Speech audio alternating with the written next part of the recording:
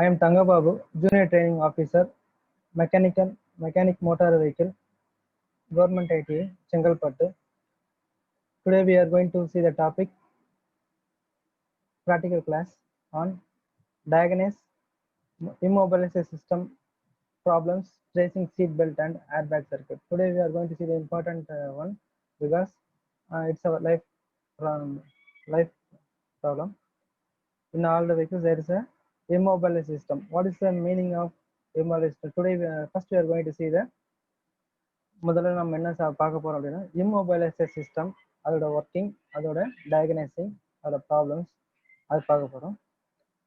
அடுத்தது airbag system and seat belt system, அதோட working, அதோட டயக்னைஸ் ப்ராப்ளம் பார்க்க போறோம்.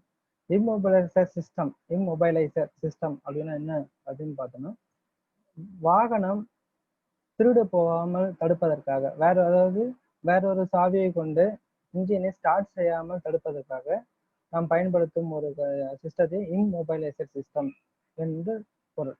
இதில் body control module PCM, body control module, engine control module மற்றும் இம்மொபைலைசர் கண்ட்ரோல் மாடுல் இருக்கும். இதில் கீழ் சாவில், வண்டியின் சாவில் டிரான்ஸ்பாண்டர் சிப் ஒன்று இருக்கும். அதன் ஹவுசிங்கில் எக்ஸிட்டர் காயில் ஒன்று இருக்கும். இந்த டிரான்ஸ்பாண்டர் சிப் என்பது இதில் எந்த ஒரு எலக்ட்ரிக்கல் பேட்டரியோ அல்லது செல்லோ எதுவுமே இருக்காது. இது இந்த கீ ஹவுசிங்கில் செலுத்தும் போதுதான் இந்த எக்ஸிட்டர் காயில் எனர்ஜைஸ் ஆகி இந்த டிரான்ஸ்பாண்டர் காயிலுக்கு எனர்ஜைஸ் ஆகிட்டு இதுக்கு பவர் சப்ளை ஆனது கிடைக்கும்.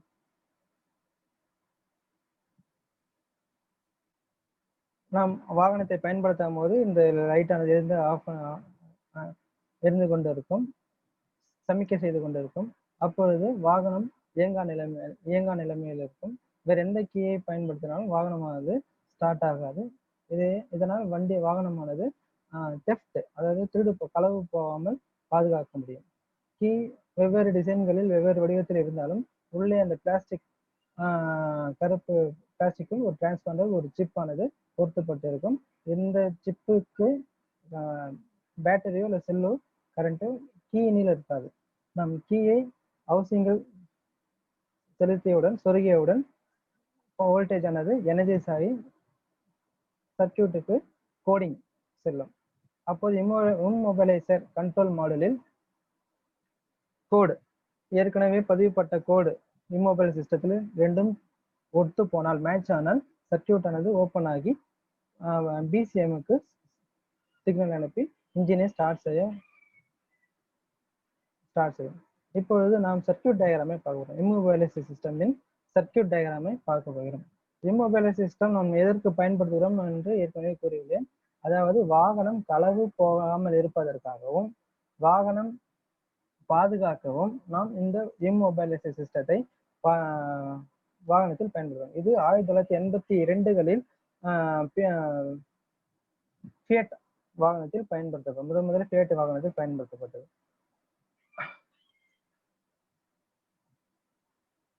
இந்த சர்க்கியூட்டில் பார்ப்பதற்கு இந்த சர்க்கியூட் கொஞ்சம் குழப்பமாக இருந்தாலும் சிறிது புரியுமாறு நான் கூறிவிடுகிறேன். முதலில் நாம் பிளாக் டயக்ராமை பார்ப்போம். பிளாக் டயக்ராத்தில் இருப்பது இசிஎம், எலக்ட்ரானிக் கண்ட்ரோல் மாடுல். இந்த பிளாக் டயக்ராமில் இருப்பது இசிஎம், எலக்ட்ரானிக் கண்ட்ரோல் மாடுல். இந்த எலக்ட்ரானிக் கண்ட்ரோல் மாடுல் ஆனது இன்ஜெக்டார், இது ஒரு சிறிய கம்ப்யூட்டர், வாகனத்தில் இயக்கப்படும் ஒரு சிறிய கம்ப்யூட்டர். இது ஏற்கனவே நமக்கு தெரிந்ததுதான். இது நம் சாவியை பொருத்தியவுடன் இன்ஜெக்டாருக்கு சரியான சாவியை பொருத்தியவுடன் இன்ஜெக்டாரில் பல்ஸ் ஜென்ரேட் பண்ணி சிக்னல் அனுப்பி இன்ஜெக்டாரையும் அல்லது இக்னிஷன் சிஸ்டத்தை வேலை செய்ய ஆணை அனுப்பும். நம் மாற்று சாவியை, வேறொரு சாவியை பயன்படுத்தினோமே ஆனால் அந்த சிக்னல் ஆனது இசிஎம்மில் இருந்து இக்னிஷன் சிஸ்டத்திற்கோ அல்லது இன்ஜெக்டாருக்கோ செல்லாது. அப்போது இன்ஜின் ஆனது ஸ்டார்ட் ஆகாது. நாம் சரியான சாவியை பயன்படுத்தினால்தான் வாகனமானது ஸ்டார்ட் ஆகும். இதையே நாம் anti theft model or immobiliser system என்று கூறுகிறோம்.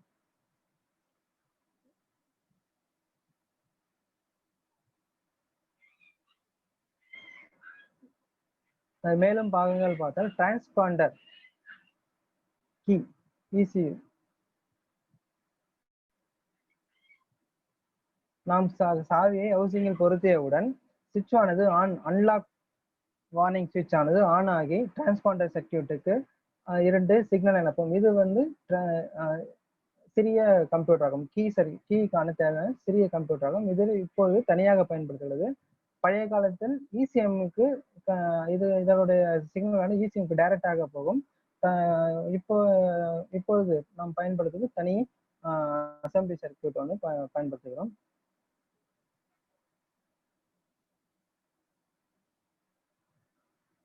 இந்த டிரான்ஸ்பாண்டர் கீ அசம்பிளி ஆனது ECMக்கு தகவலை அனுப்பும். கீயிலிருந்து 2 கோடுகள் ஜெனரேட் ஆகும். அந்த 2 கோடும் சரி பார்த்த பின்பு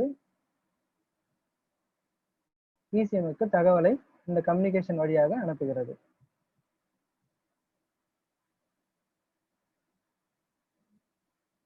அதாவது கீயில் நாம் இங்க ஒரு காயிலை பார்க்கிறோம். நாம் கீயை சொருகியவுடன் அந்த காயிலானது எனர்ஜைஸ் ஆகி அன்லாக் வயரிங் சர்க்கியூட் சுவிட்சை ஆன் செய்து டிரான்ஸ்பாண்டருக்கு அந்த கோடிங்கை அனுப்புகிறது. அந்த கோடிங் ஆனது வயரிங் ரிங், இந்த ரிங்கில் தான் இதில் தான் அந்த வயரிங் ஆனது வைண்டிங் ஆனது கவரப்பட்டிருக்கும். இந்த 2 வைண்டிங்கும் எனர்ஜைஸ் ஆனவுடன் கோடானது ஜெனரேட் ஆகும். அந்த கோடானது டிரான்ஸ்பாண்டர் கீ ஆம்பிளிஃபையர் மூலமாக ஆம்பிளிஃபை செய்து அன்லாக் வயரிங் சுவிட்ச் அசம்பிளியை ஆன் செய்து ECMக்கு தகவலை அனுப்புகிறது.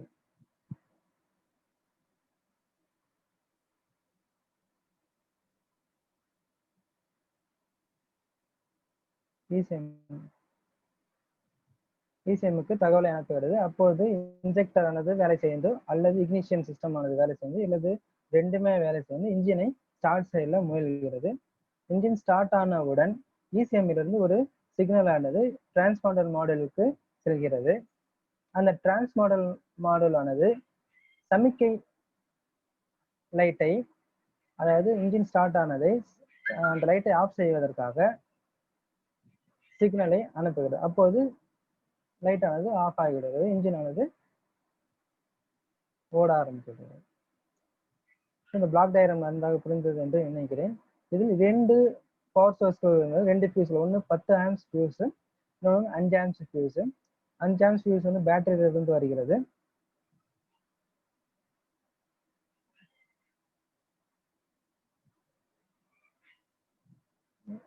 பி ஆக இருக்கிறது. இது அதுதான் வந்து டிரான்ஸ்பாண்டர் அசம்பிளி. டிரான்ஸ்பாண்டர் அசம்பிளி நம்ம மேலே பார்த்தோம் இல்லையா, அது டிரான்ஸ்பாண்டர் அசம்பிளி. அது ECU, எலக்ட்ரானிக் கண்ட்ரோல் மாடல். இது டிரான்ஸ்பாண்டர் அசம்பிளி. இது நாம் கீயை போட்டவுடன் அதுதான் கீயை சொருகும் அசம்பிளி. அதில் வைண்டிங்கில் இருப்பதை நாம் பார்க்கலாம். இப்போ கீயை சொருகியவுடன் அன்லாக் சுவிட்ச் ஆன் ஆகி சர்க்கியூட்டுக்கு 5 வோல்டேஜை இந்த ப்ளூ கலர் வழியாக அனுப்புகிறது. டிரான்ஸ்பாண்டர் சர்க்கியூட்டுக்கு அனுப்புகிறது. டிரான்ஸ்பாண்டர் மாடலுக்கு அனுப்புகிறது.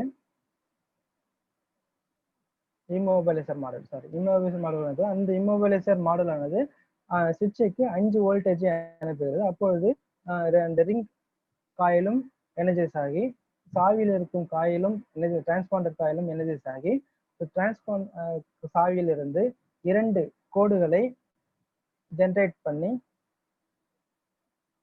அதில் இருக்கும் சிப்பில் இருக்கும் கோடுகளை நமக்கு இம்மோபிலைசர் சிஸ்டத்துக்கு அனுப்புகிறது. அந்த 2 கோடு, ஒன்று வந்து ரெஜிஸ்ட்ரேஷன்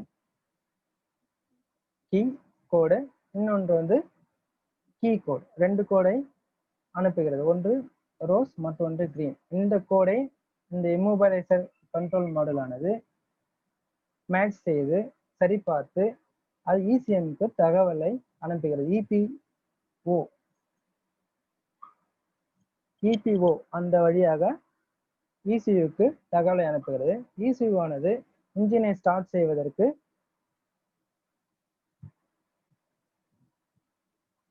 ஆணை வழங்குகிறது. இன்ஜின் ஆனது இன்ஜெக்டரோ அல்லது இக்னிஷன் சிஸ்டத்தையோ ஆன் செய்து இன்ஜினை ஸ்டார்ட் செய்ய பயன்படுது. இன்ஜின் ஸ்டார்ட் ஆனவுடன் இது டெலைட் லைட்டுக்கு சமிக்கை விளக்குக்கு சமிக்கையை ஆஃப் செய்ய சிக்னல் அனுப்புகிறது. இன்ஜின் ஆன் ஆனவுடன் டெலைட் லைட் ஆனது அணைந்து விடுகிறது. இது அதற்கான சர்க்யூட்.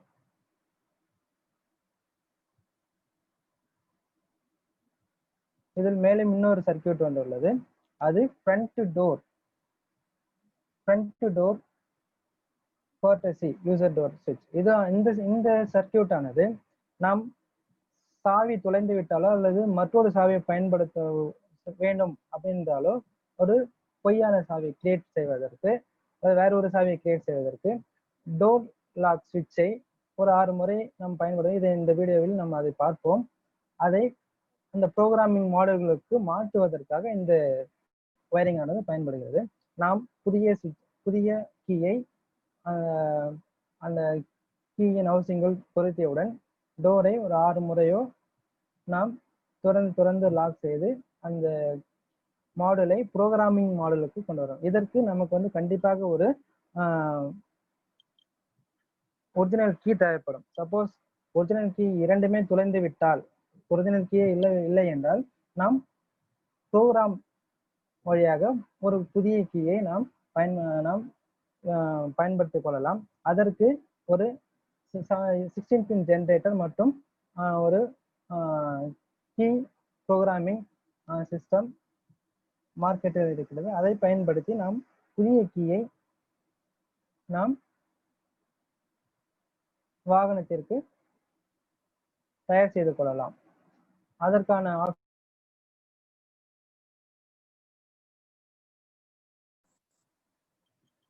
கார் ஸ்டார்ட் ஆகவில்லை, இம்மோபிள் சிஸ்டம் ஃபால்ட் என்றால் நாம் என்ன செய்ய வேண்டும்? இப்போது டயக்னோசிங் வருகிறோம். ஒர்க்கிங் நல்லபடியாக ஒர்க்கிங் புரிந்தது என்று எண்ணுகிறேன். அடுத்தது அதன் எக்ஸசைஸ் ப்ராக்டிக்கல் செக்ஷனில் வருகிறோம். கார் ஆன் ஆகவில்லை என்றால், இம்மோபிள் சிஸ்டம் ப்ராப்ளம் என்றால் நாம் என்ன செய்ய வேண்டும் என்று பார்ப்போம். நாம் கீயை ஆன் செய்கிறோம், ஆனால் வாகனமானது ஆன் ஆகவில்லை. இது பெரும்பாலும் இம்மோபிள் சிஸ்டம் சரியாக வேலை செய்யவில்லை என்று அர்த்தம். அதற்கு பெரும்பாலும் அந்த ரிங் இருக்கிறத சாவிக்கடியில் இருக்கும் அந்த ரிங் காயிலானது சரியாமல் இருக்கலாம் என்று அர்த்தம். அதை நாம் இப்போது சரி செய்து அதனுள் ப்ரொடியூஸ் ஆகும்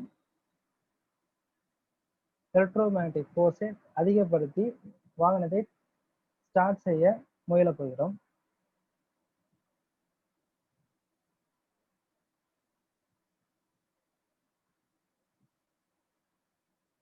இப்பொழுது நாம் சாவி சொருகியுடன் அதன் எனர்ஜைஸ் ஆகி அதாவது அந்த ரிங் அல்லது எனர்ஜி ஆனது டிரான்ஸ்பாண்டர் எனர்ஜைஸ் ஆகி கோடை ஜென்ரேட் பண்ணி அந்த கோடு சரி என்றால் தான் இன்ஜின் ஸ்டார்ட் ஆகும். அப்படி சரியான தகவல் பரிமாறவில்லை என்றால் இன்ஜின் ஆனது ஸ்டார்ட் ஆகாது. நாம் அந்த எப்படி அந்த வைண்டிங்கை அதிகரித்து நாம் வாகனத்தை ஸ்டார்ட் செய்வது என்று பார்ப்போம். இது கீ அசம்பிளி, அந்த ரிங் காயில் அசம்பிளி. அந்த ரிங் காயிலை நாம் வைண்டிங் செய்ய போகிறோம். அதற்கு 0.3 mm அல்லது 0.5 mm காப்பர் ஒயரை எடுத்துக்கொள்கிறோம். அதற்கு தேவையான பொருள் இது நாம் சாவி சொருகிறோம் அல்லவா, அந்த ஹவுசிங்கில் இருக்கும் 0.3 mm அல்லது 0.5 mm உள்ள காப்பர் ஒயர் 2 மீட்டர் அளவுக்கு எடுத்துக்கொண்டு 15 to 18 அல்லது 20 சுற்றுகள் அந்த ரிங் கியர் மேலாக சுற்றி கொள்ள வேண்டும். இது ஒரு அட்டெம்ப்ட். சப்போஸ் வாகனம் ஸ்டார்ட் ஆகவில்லை, இம்மோபிள் சிஸ்டம் சரியாக வேலை செய்யவில்லை என்றால் இதன்படி நம்ம செய்து நம் வாகனத்தை இயக்க மேற்கொள்ளலாம், முயற்சிக்கலாம். இதன் மீது இது சுற்றுகிறார்களோ அதே போலவே நாம் சுற்ற வேண்டும். சுற்றி இன்சுலேஷன் டைப்பை கொண்டு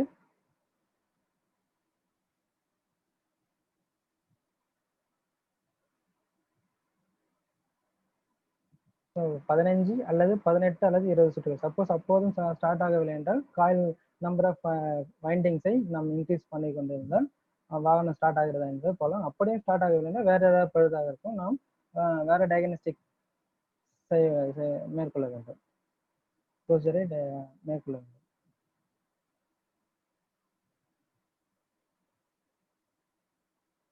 இதை நாம் வாகனத்தின் முன்புறத்தில் பொருத்த வேண்டும். ஸ்டீரிங் காலத்தின் கீழ் எவ்வாறு பொருத்தி, ஸ்டீரிங் காலத்தில் நம்ம சாவியை போடுவோம் இல்லையா, அந்த இடத்தில் நாம் பொருத்தி விட வேண்டும். பொருத்தி ஸ்டார்ட் செய்து பார்ப்போம். ஸ்டார்ட் ஆகினால் சரி, அப்படி இல்லை என்றால் வேற ஏதோ ப்ராப்ளம் என்று அர்த்தம். அடுத்தது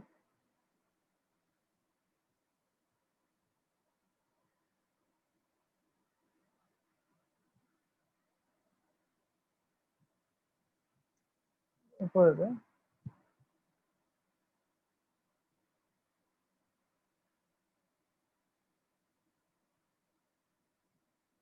இன்ஜின் ஆனது immobile system பழுதான diagnostic, immobiliser diagnostic ஒரு டிஎல்சி பயன்படுத்தி நாம் இம்மோபிளைசர் சிஸ்டம் வேலைய பழுதாக உள்ளதை இல்லையா என்று நாம் கண்டுபிடிக்க போகிறோம்.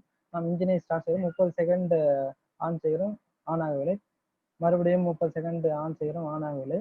சமிக்கை விளக்கை பார்க்கிறோம், சமிக்கை விளக்கும் எரியவில்லை. அப்பொழுது நாம் டிஎல்சி, இதை நாம் ஆல்ரெடி பார்த்திருப்போம், டேட்டா லைன் கனெக்டர்.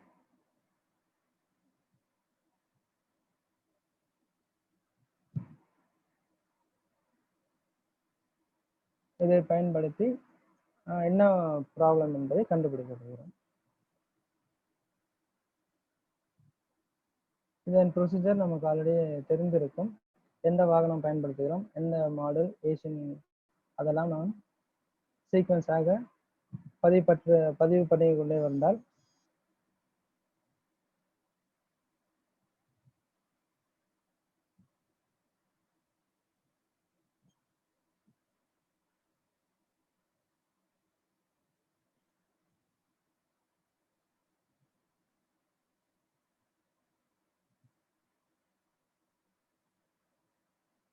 அது சேசிஸ் ப்ராப்ளம் அல்லது இன்ஜின் ப்ராப்ளமாக இருக்கும். பாடி இம்மோபிள் சிஸ்டம் முதலில் பார்க்கும்போது அதில் எந்த ஃபால்ட் கோடும் தெரியவில்லை. ஆனாலும் இம்மோபிள் சிஸ்டத்தில் தான் ப்ராப்ளம் இருக்கிறது. ஆகவே நாம் வாகனத்தில் இம்மோபிள் சிஸ்டத்தை லைனை ட்ரேஸ்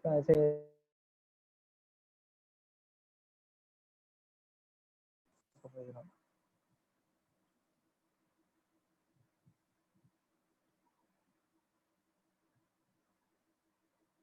இதில் எந்த ஒரு இதுவும் வரவில்லை. ஆனால் இன்ஜினின் பழுது கூட பார்த்தால் டிடிஎஸ் கம்யூனிகேஷன் லைன் ஐ ஃபிக்சேஷன் என்று வருகிறது.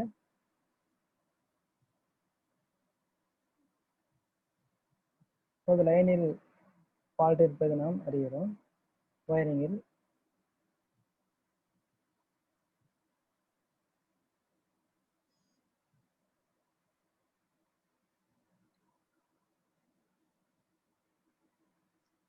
இதுதான் வந்து இம்மோபிளைசர் கண்ட்ரோல் மாடல். இந்த மாடலில் வயரிங் சிறிது பழுதடைய நாம் முன்னாடி முன் பக்கம் பானட்டை முழுவதுமாக கழற்றி விட்டோம். ஏசி சிஸ்டம் அனைத்தையும் கழட்டி விட்டோம். முன்பக்கம், அதாவது ஸ்டேரிங் காலத்துக்கு முன்பக்கம் இருக்கும் அனைத்தையும் கழட்டி விட்டோம். கழட்டி விட்டு பார்க்கும்போது இம்மோபிளைசர் கண்ட்ரோல் யூனிட்டின் வயரிங்கில் கட்டாகி இருப்பது தெரிய வருகிறது.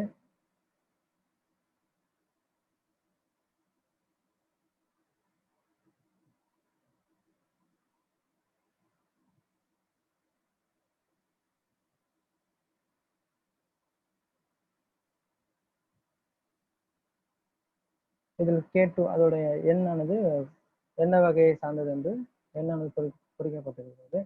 இம்மோபிளைசர் கண்ட்ரோல் யூனிட்டின் கண்ட்ரோல் மாடலில் அதை சரி செய்து மீண்டும் நாம் டயக்னோஸ்டிக்கில் டிஎல்சியை பயன்படுத்தி அதை கோடை செக் செய்தால் அதில்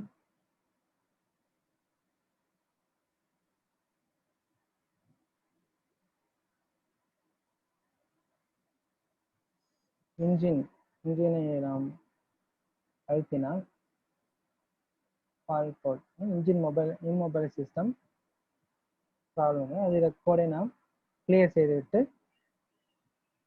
இன்ஜினை ஸ்டார்ட் செய்கிறோம்.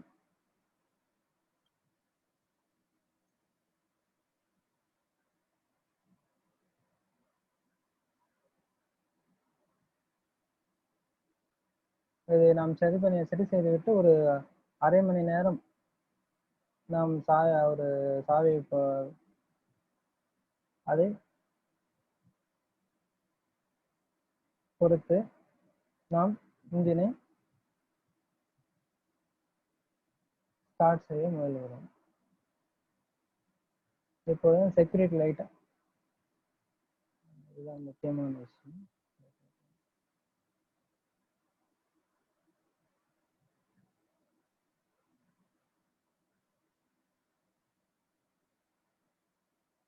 கோடை கிளியர் செய்தவுடன் அந்த 16 பின் கனெக்டரில் நாம் இம்மொபைலைசேஷன் சிஸ்டத்தை ரெஃப்ரெஷ் செய்வதற்கோ அல்லது பழுதை நீக்கிய பின்போ இந்த ஒயரை 4 மற்றும் 13 ஆகிய பின்களில் ஒரே ஒயரை சொருகி, அதாவது அதை ரெஃப்ரெஷ் செய்கிறோம். ப்ரோக்ராமை ரெஃப்ரெஷ் செய்வதற்கு நாம் செய்கிறோம். சப்போஸ் கீ தொலைந்து விட்டாலோ அல்லது வேற எதுவும் டயக்னோஸ்டிக் ப்ராப்ளம் ஆனாலோ நாம் என்ன செய்ய வேண்டும் என்றால், இந்த ஒயரை இந்த பின்னின் 4வது பின் மற்றும் 13வது பின் மேலடுக்கில், அதாவது அகலமாக இருக்கிற மேலாகவும் சிறியதாக இருக்கிறது கீழாகவும் வைத்துக்கொண்டு அதில் மேலிருந்து 4வது மற்றும் 13வது ஒயரை கொஞ்சம் ஆங்கிளாக இருக்கும் வகையில் நாம் வைத்து ஒரு அரை மணி நேரம் சாவியை ஆன் செய்துவிட்டு அந்த சமிக்கை விளக்குகள் அனைத்தும் பிளிங்க் ஆகி கொண்டிருக்கும். பின்பு சாவியை எடுத்துவிட்டு நாம் மறுபடியும் ஆன் செய்தால் இன்ஜின் ஆனது அந்த ஒயரை பிடுங்கிவிட்டு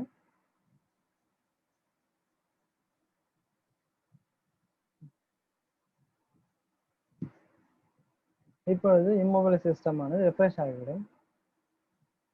கோட் அனைத்தும் கிளியர் ஆகிவிடும்.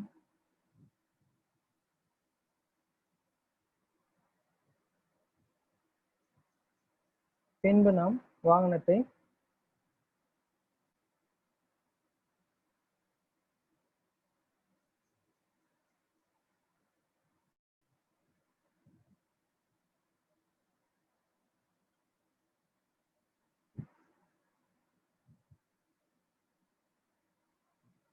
டிஎல் சேனல் கம்யூனிகேட் செய்து கொண்டிருக்கிறது.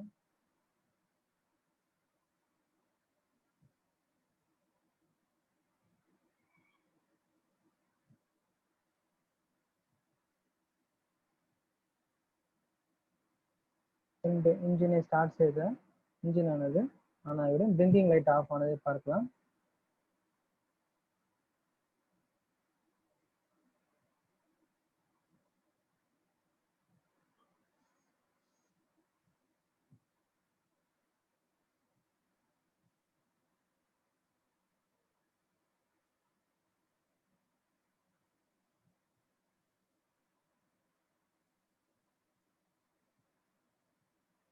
சப்போஸ் ஒரு கீ தொலைந்து விட்டது, ஒரு கீ மட்டும் இருக்கிறது, எப்படி ப்ரோக்ராம் செய்வது என்பதை பொறுத்தாகும். நாம் இன்ஜின் ஆஃப் ஆன கண்டிஷனில் 5 முறை சாவியை சொருகி எடுக்க வேண்டும் முதலில். இது ப்ரொசீஜர் ஃபார் சேஞ்சிங் வேறொரு கீயை ஸ்டார்ட் செய்வது பயன்படுத்துவதற்கு. பின்பு டோரை 6 முறை தொடர்ந்து மூட வேண்டும். அப்போதுதான் இம்மொபைலைசர் கண்ட்ரோல் யூனிட் ஆனது ப்ரோக்ராம் மாடலுக்கு செல்லும். 6 முறை தொடர்ந்து டிரைவர் சைடு இருக்கும் டோரை தொடர்ந்து மூட வேண்டும். பின்பு நாம் அப்போது சமிக்கை விளக்கு சமிக்கை செய்யாமல் இருந்து கொண்டிருப்பதை பார்க்கலாம். இப்போது அது ப்ரோக்ராம் மாடலுக்கு சென்று விட்டது. நாம் புதிய சாவியை அதனுள் செலுத்தி இப்போது ப்ரோக்ராம் ஆனது புதிய சாவியை ஏற்ற மாதிரி ப்ரோக்ராம் ஆனது அதாவது அந்த கோடானது ஜெனரேட் ஆகி கொண்டிருக்கிறது.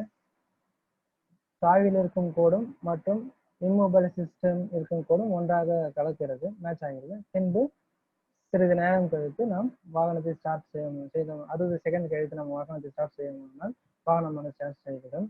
பின்பு இதே மாதிரி எத்தனை சாவி வேணுமாலும் நாம் பயன்படுத்தலாம். இப்பொழுது ஏர்பேக் சிஸ்டம் அதன் வேலையை மட்டும் டயக்னோஸ்டிக் ப்ராப்ளத்தை நாம் இப்போது பார்க்க போகிறோம். ஏர்பேக் சிஸ்டம் எதற்காக பயன்படுகிறது என்பது நமக்கு எல்லாருக்கும் தெரிந்திருக்கும். வாகனம் சென்று கொண்டிருக்கும் பொழுது ஏதாவது தற்செயலாக விபத்து ஏற்பட்டாலோ உள்ளிருக்கும் பேசஞ்சரை காப்பாற்ற பயன்படுகிறது.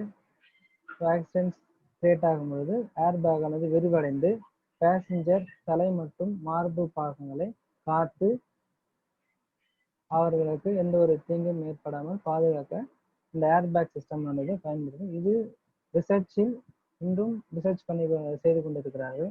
இது சீட் பெல்ட் டென்ஷனர், அதாவது சீட் பெல்ட் ஆனது டிரைவரும் அந்த பேசஞ்சர்களை முன்பக்கம் வளைந்து அந்த தடுக்க பயன்படுது. இது சைடு பக்கவாட்டு ஆக்சிடென்ட் வரும்போது அந்த சைடு அந்த பக்கம் எதுவும் டேமேஜ் ஆகாமல் இருக்க பயன்படுது. இதில் சென்சார்கள், கம்ப்யூட்டர், இது தகவலானது கம்ப்யூட்டருக்கு அனுப்புகிறது. இந்த கம்ப்யூட்டரானது பெல்ட் டென்ஷனர் தகவல் அனுப்பி பெல்ட் டென்ஷனாக பார்த்துக் கொள்கிறது. அதாவது இப்போ மோதி விடாத பார்த்துக் கொள்கிறது. பின்பு ஏர்பேக் சிஸ்டத்திற்கு தகவல் அனுப்பி ஏர்பேக் சிஸ்டத்தை இயக்குகிறது. டீசலேஷன் சென்சார், ஆக்சிலரேஷன் சென்சார் மற்றும் டீசலேஷன் சென்சார் இரண்டு வகையான சென்சார்கள் பயன்படுகின்றன வாகனங்களில். ஆக்சிலரேஷன் சென்சார் என்பது ஒரு எலக்ட்ரானிக் சென்சார் ஆகும். மெக்கானிக்கல் சென்சார், எலக்ட்ரோ மெக்கானிக், இது இது பழங்காலத்தில் பயன்படுத்தப்படும் ஒரு வகையான சென்சார் ஆகும். இம்பாக்ட் சென்சார், இது இப்போது பயன்படுத்தப்படும் சென்சார்கள். டீசலேஷன் சென்சார்கள், இந்த டீசலேஷன் சென்சார்கள் என்பது ஒரு புஷ் சுவிட்ச் போல இருக்கும். இனர்ஷியா, இந்த சுவிட்ச் ஆனது இனர்ஷியா லீட் சுவிட்ச், ILS என்று அழைப்பார்கள். இந்த இனர்ஷியா சுவிட்ச் ஆனது இந்த உள்ள இருக்க லீடை ஒன்றோடு ஒன்று இணைத்து கம்ப்யூட்டருக்கு சிக்னலை அனுப்புகிறது. இதில் 2 ஸ்ப்ரிங்குகள் இருக்கும். சாதாரண இனர்ஷியாக்களுக்கு இந்த சுவிட்ச் ஆனது ஒர்க் ஆகாது. அதிகமான விசை செலுத்தினால் மட்டுமே இந்த இனர்ஷியா சுவிட்ச் ஆனது ஒர்க் ஆகி அந்த ஏர்பேக் சிஸ்டத்தை வேலை செய்யும். இது ஆக்சிலரோமீட்டர், இது ஒரு எலக்ட்ரானிக் சிஸ்டம் ஆகும். பல்வேறு தகவல். ஆக்சிலரோமீட்டர் என்பது ஒரு சிஸ்டத்தில் ஃபோர்ஸ் கிரியேட் ஆகும்போது அதற்கு எதிர் திசையில் வோல்டேஜை செலுத்துகிறது. இது accelerometer. Pyrotechnic seat belts. Pyrotechnic seat belts என்றால் சீட் பெல்ட் ஆனது வாகனம் ஆக்சிடென்ட் ஆகும் பொழுது பயணிகளை தங்கள் இருக்கையில், அதாவது முன்னோக்கி செல்லாமல் இழுத்து பிடிப்பதற்காக டிசைன் செய்யப்பட்டிருக்கும். இது நாம் லாக்கிங் சிஸ்டத்தில் அந்த இடத்தில் இந்த லாக்கிங் சிஸ்டம் ஆனது பயன்படுத்தப்பட்டிருக்கும். சீட் பெல்ட் ஃபோர்ஸ் செல்லும்பொழுது, வாகனம் செல்லும்பொழுது ஆக்சிடென்ட் கிரியேட் ஆகும்போது இந்த பிஸ்டன் ஆனது வேலை செய்து சீட் பெல்ட்டை 10 to 15 mm இழுத்து பின்னோக்கி இழுக்கும். அப்பொழுது நம்மளோட பொசிஷனை விட்டு மாறாமல் இருக்க பார்த்துக்கொள்ளும். இதில் ரோப் இது நாம் சீட் பெல்ட்டை எவ்வாறு லாக் செய்கிறோம் என்பதை பார்க்கிறோம். அந்த சீட் பெல்ட் சிஸ்டத்தில் மேல் பகுதி நம்ம இழுத்து லாக் செய்வது. எப்படி நம்ம இழுத்து லாக் செய்கிறோம், அதாவது ரோலரில் இந்த சீட் பெல்ட் இருக்கிறது, அதை நாம் இழுத்து நாம் சீட் பெல்ட் போடுகிறோம்.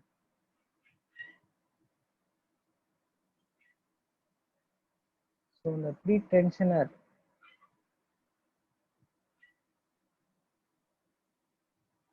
ரோப் மற்றும் இந்த மாதிரி பால்ஸ் ஜாயிண்ட்டும் பயன்படுத்தப்படுகின்றன.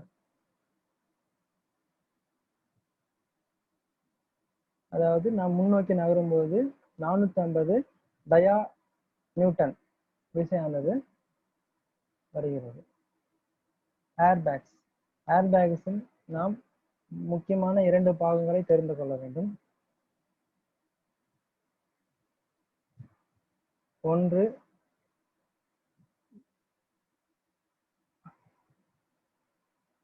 கேஸ் ஜெனரேஷன் மாடுல், மற்றொன்று ஏர்பேக். கேஸ் ஜெனரேஷன் மாடுல் என்பது இதில் உள்ள ஒரு ஃபிலமெண்ட் இருக்கும், பச்சை கலர் ஃபிலமெண்ட்.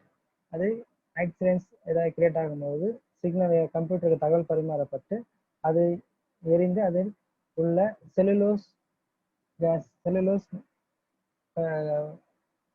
தீ ஏற்பட்டு பின்பு உள்ள இருக்கும் argon, inert cases like argon, அது அதற்கு விசை செலுத்தப்பட்டு ஏர்பேக் என்பது இதில் ஆர்கான்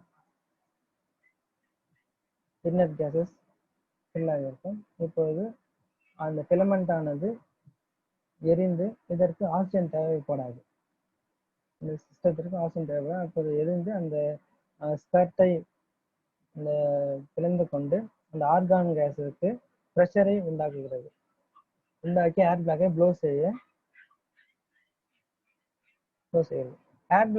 ஏர்பேக் ப்ளோ ஆனவுடன் நாம் அது உள்ள ஒரு மேனிப்புலேஷன் சிஸ்டம் ஒன்று இருக்கு. அந்த மேனிப்புலேஷன் சிஸ்டம் வந்து என்ன செய்கிறது என்றால், நாம் போய் மோதியவுடன், அதாவது ஏர்பேக்கில் மோதியவுடன் அதில் இருக்க ஏர்பேக்ஸில் உள்ள இருக்கும் கேஸ் ஆனது வெளியே எக்ஸ்பெல் ஆக பயன்படுகிறது. இது பாலிமேட் என்ற மெட்டீரியலால் செய்யப்படும். ஏர்பேக் பாலிமேட் என்ற மெட்டீரியல் செய்யப்பட்டிருக்கும். இதுதான் நான் சொன்னேன் அல்லவா, நாம் போய் மோதியவுடன் அந்த உள்ள இருக்கும் கேஸை வெளியே அனுப்பிவிடுகிறது. மோதியவுடன் அந்த கேஸை வெளியே அனுப்புவதை பார்க்கலாம்.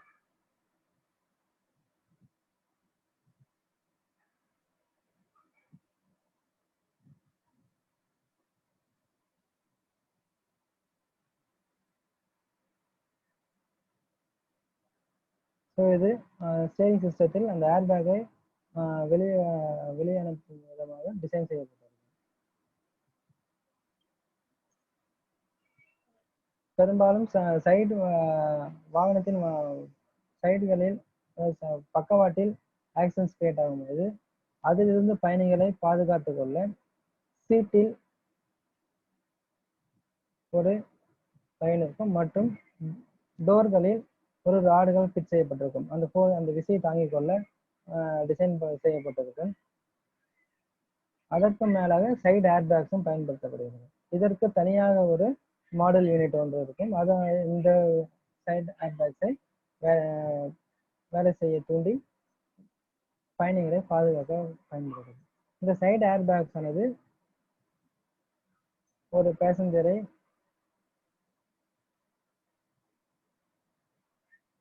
தலையில் அடிப்படாமல் பாதுகாக்கவும் பயன்படுகிறது.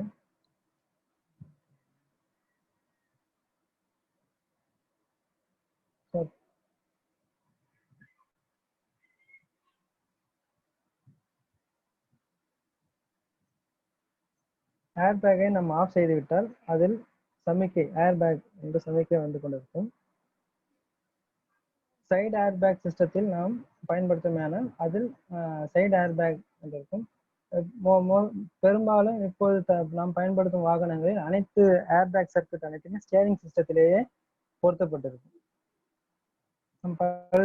பழுது இதில் ஏர்பேக் சிஸ்டத்தில் பழுது என்பது சரி பார்க்க மாற்றி விடுவார்கள். அதில் பழுது என்பது அந்த காயிலை மட்டும்தான் உள்ள இருக்கும் காயிலை மட்டும்தான் மாற்றுவோம். அதையும் நாம் வரும் பாடத்தில் பார்ப்போம்.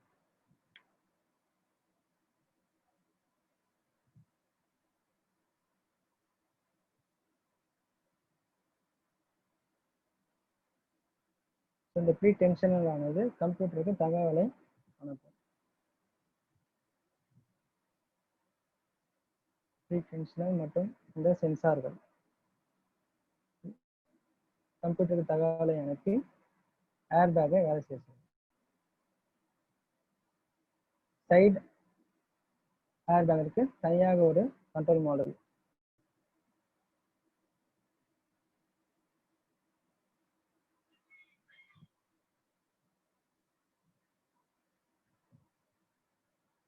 சைல்டு சீட்டை நாம் பயன்படுத்தணும் அப்போது ஏர்பேக் தேவையில்லை என்றால் அதை நாம் அவ்வாறாக நாம் மாற்றிவிடலாம். சைடு ஏர்பேக் சிஸ்டத்திற்கு அதற்கேற்றாற்போல் சீட் டிசைன்கள் இருக்கும். அதற்கேற்றாற்போல் சீட் கவரை நாம் பயன்படுத்த வேண்டும். அதற்கு தனியாக ஒரு மாடல் ஒன்று இருக்கும். Accelerometer,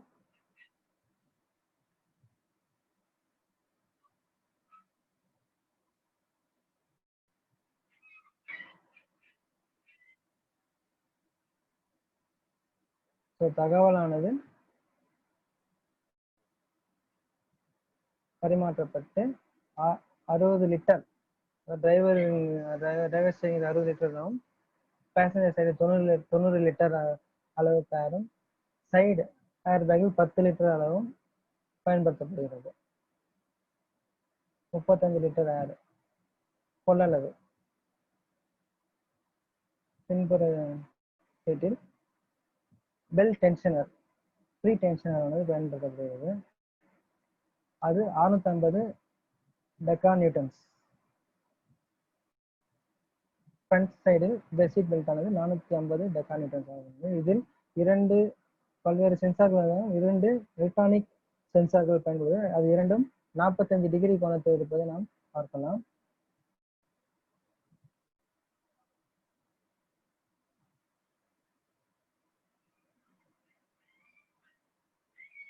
integral poly resistor sensor, அது இரண்டும் 45 டிகிரி கோணத்தில் இருப்பதை நாம் பார்க்கலாம். இது வாகனம் எந்த பகுதி, முன்பகுதியில் அல்லது சைட் பகுதியில் எப்படி ஆக்சிடென்ட் ஆகிறது என்பதை பொறுத்து ஏர்பேக்கின் வேல்வை ஓபன் செய்ய ஏர்பேக்கை இயக்க பயன்படுகிறது. இப்போது நேராக வாகனமானது இடிக்க நேர்ந்தால் அப்போது 2 சென்சாருமே சம அளவில் கரண்டை பொடி செய்து கம்ப்யூட்டர் காணப்படுது. அப்போ 45 வாகனத்தின் வலது புறத்தில் இடிக்க நேர்ந்தால் ஒன்று அதிகமான போர்ஸும் இன்னொன்று கம்மியான எலக்ட்ரிக்கல் சிக்னலை அனுப்புவதை நாம் இந்த படத்தில் காணலாம்.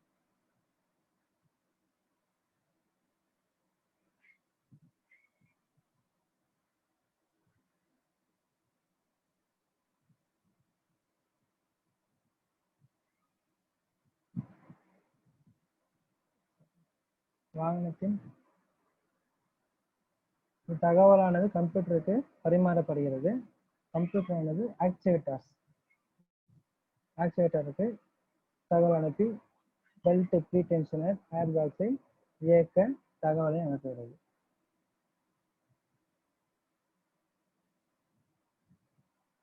சைல்டு சீட் பயன்படுத்தும் போது இந்த பக்கவாட்டில் இருக்கும் சுவிட்சை ஆஃப் செய்தால் ஏர் பேக் சிஸ்டம் வேலை செய்யாது. அப்பொழுது நமக்கு 2 சமிக்கைகள், ஏர் பேக்ஸ் ஆஃப் என்ற ஒரு சமிக்கையும் சீட் பெல்ட் போட வேண்டிய சமிக்கையும் நமக்கு டேஷ்போர்டில் காண்பிக்கும். சீட் பெல்ட்டை லாக் செய்தால் அந்த சமிக்கையானது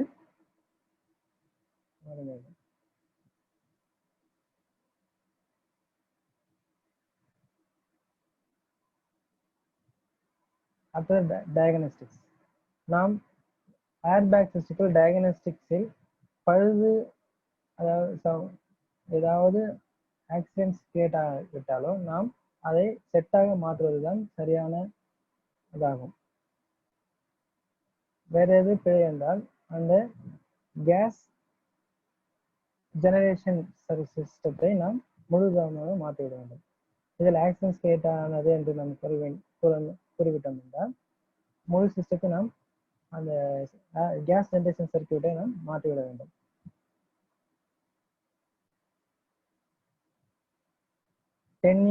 பெருவதமாக ஏர்பேக் சிஸ்டம் 10 வருட வாரண்டியுடன் வரும். 10 வருட வாரண்டி முடிந்தவுடன் நாம் புதிய சிஸ்டத்தை பயன்படுத்த வேண்டும்.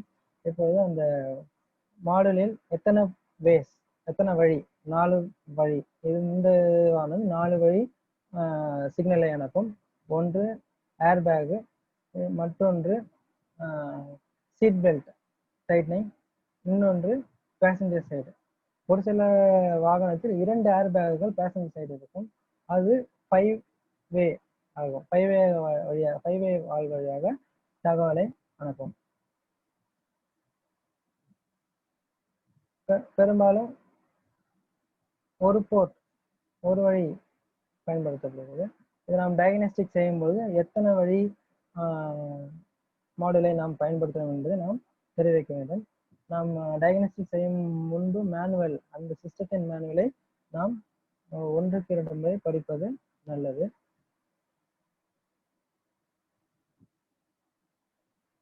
அதன் வேலை பார்ப்போம். அதன் மேனுவலை நன்கு படித்து அந்த ஏர்பேக் சிஸ்டத்தின் வேலையை நாம் தெரிந்து கொள்ள வேண்டும். முதலில் பேட்டரியை, டெர்மினல்ஸை ரிமூவ் செய்து விடுவோம்.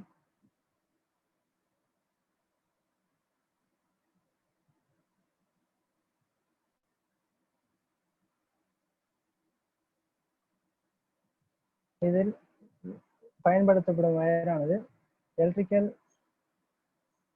ஷார்டேஜ் சர்க்யூட்டால் எந்த ஒரு தீங்கும் ஏற்படாத வண்ணம் டிசைன் செய்யப்பட்டிருக்கும். முதலில் கவரை கழட்டிவிட வேண்டும். அதனுள்ள அனைத்து சிஸ்டமும், இதில் நாம் எந்த ஒரு வயரிங்கை இதில் நாம் மல்டிமீட்டரை பயன்படுத்தக்கூடாது. எக்காரணம் கொண்டு மல்டிமீட்டரை பயன்படுத்தக்கூடாது. இதற்கென்று பயன்படும் ஸ்பெஷல் பிளக்குகளை கொண்டு கண்டினியூட்டி டெஸ்டை நாம் மேற்கொள்ள வேண்டும். இந்த மாதிரி ஸ்பெஷல் பிளக்ஸ் பயன்படுத்தி நாம் கண்டினியூட்டி டெஸ்டை மேற்கொள்ளலாம். மல்டிமீட்டரை நாம் அந்த ஏர்பேக் சிஸ்டத்தில் நாம் பயன்படுத்தக்கூடாது. நாம் டயக்னோஸ்டிக் முடிந்தவுடன் சற்று தொலைவில் இருந்து வாகனத்தை ஸ்டார்ட் செய்ய வேண்டும்.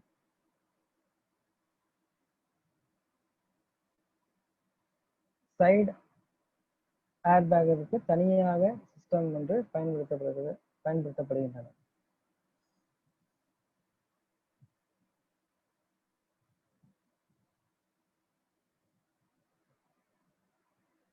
இந்த வயரிங், அந்த உள்ளே வந்து காயில் ஒயர் இருக்கும். ஸ்டீரிங் திரும்பும் போது அது எந்த டிகிரி திரும்பினாலும் அது ஏற்றுக்கொள்ளும் வகையில் இருக்கும். அந்த லாக் எப்படி லாக் செய்வதுன்னு பார்ப்போம். அதில் அந்த வயரிங் மாற்றும் பொழுது அது அனைத்து பின்னும், அதாவது இது இரண்டும் மற்றும் இது இரண்டும் ஒன்றாக கனெக்ட் ஆகும் வழியில் நாம் அதை திருப்பி அதை நாம் லாக் செய்ய வேண்டும். இப்போது கரெக்டான பொசிஷனில் இருக்கிறது. அப்போது ஸ்டீரிங் வீலானது ஸ்ட்ரெயிட்டாக வைத்து நாம் ஸ்டீரிங் வீலை பொருத்தி டைட் செய்ய வேண்டும்.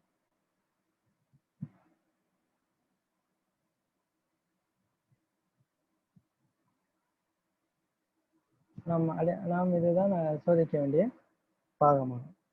அடுத்தது புதுசாக மாட்டியவுடன் அந்த பின்னை எடுத்துவிட்டு ஸ்டீரிங் வீலை நாம் பொருத்த வேண்டும்.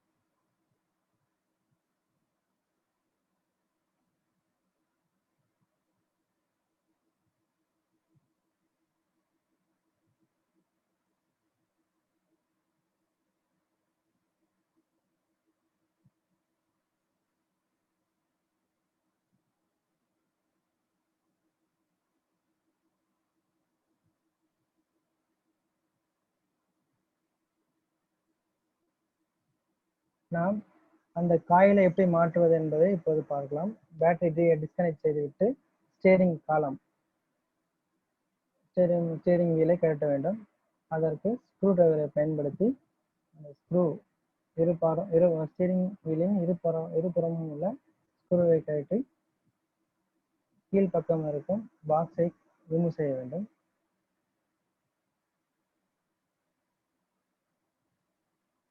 ஸ்க்ரூ ஆனது முழுவதுமாக வெளியே வராது, சிறிது லூஸாக இருக்கிறதா என்பதை நாம் பார்த்துக் கொள்ள வேண்டும். பின்பு மறுபுறம் இருக்கும் ஸ்க்ரூவை கழட்ட வேண்டும்.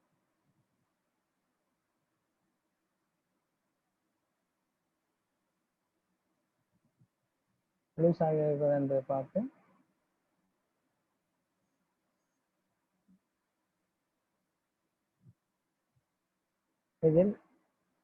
இதுதான் ஏர்பேக் சிஸ்டம். இதில் மேல இருக்கும்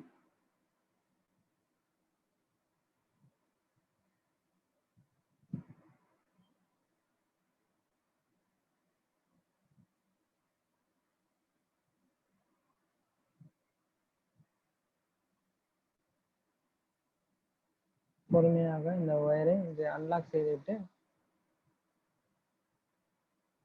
இது அனைத்தும் ஸ்பைரல் கேபிள் கிளாக் ஸ்ப்ரிங், அதாவது அந்த ஏர்பேக் சிஸ்டத்தை கனெக்ட் செய்கிறது. முதலில் அந்த 2 ஒயரிங்கை நாம் டிஸ்கனெக்ட் செய்கிறோம். இந்த ஒயரை மற்றும் டிஸ்கனெக்ட் செய்து இதை தனியாக பிரித்து விடுகிறோம்.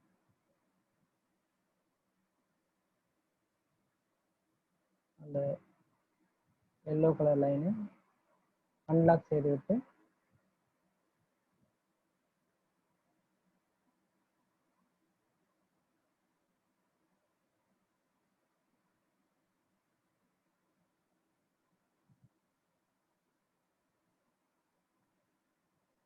இந்த பிளக்களை எடுத்து விடுகிறோம்.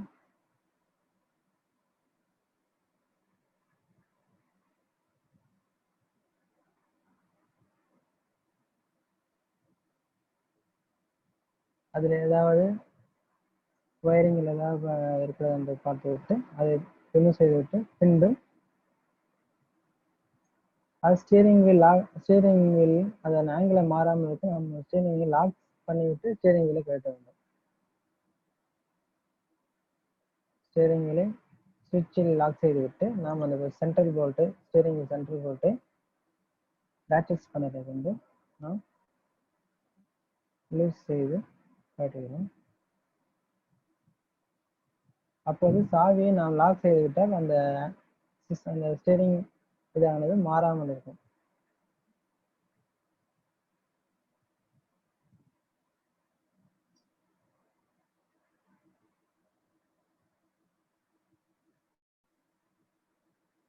ஸ்டீரிங் வீலை ஆட்டி அதை கொடுங்க வேண்டும்.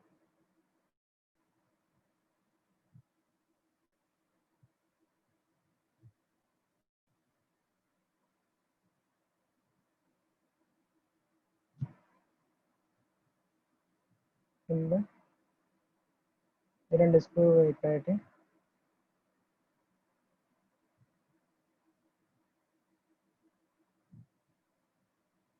ஸ்டீரிங் வீல் கவரை கழட்ட வேண்டும். இதில் 1, 2 மொத்தம் 5 பின்கள் இருக்கும்.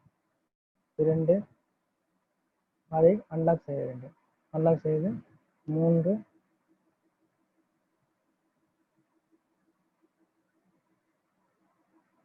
அது 3 கழட்டி கீழே இருக்க வெள்ளை கலர் ஒயரை நாம் டிஸ்கனெக்ட் செய்து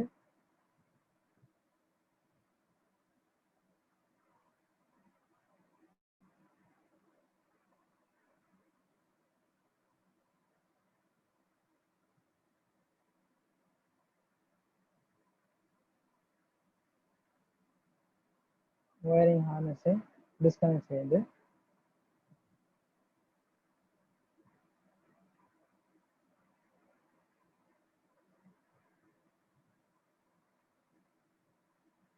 அதை புதியதாக மாற்றிவிட வேண்டும். இந்த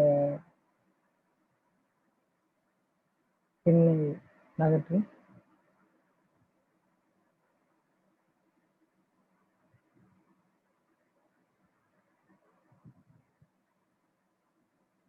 புதியதாக ஒன்றை மாற்றிவிட வேண்டும்.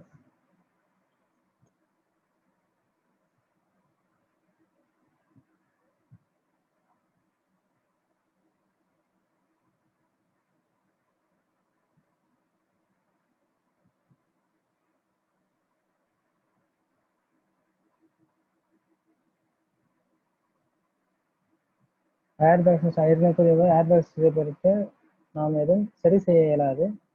அதை புதிதாக மாற்றி விடுவதுதான் சிறந்தது. இதை பொறுத்துவிட்டு அந்த ஆரஞ்சு கலர் இருக்கும் ஒயரை பிடுங்கி விடுங்க.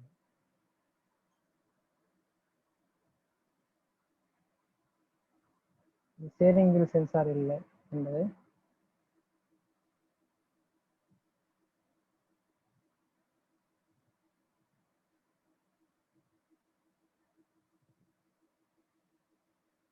இதிலிருந்து பழைய சிஸ்டத்தில் ஸ்டீரிங் வீல் சென்சாரை கழட்டி புதியதில் மாற்றி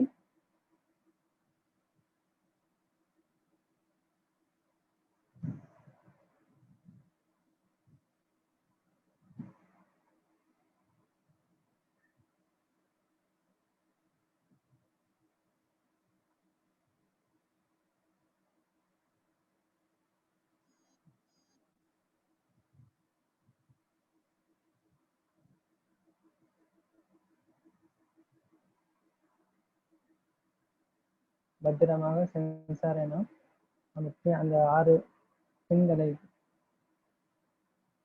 கழற்றி நாம் பிரித்தெடுக்கிறோம்.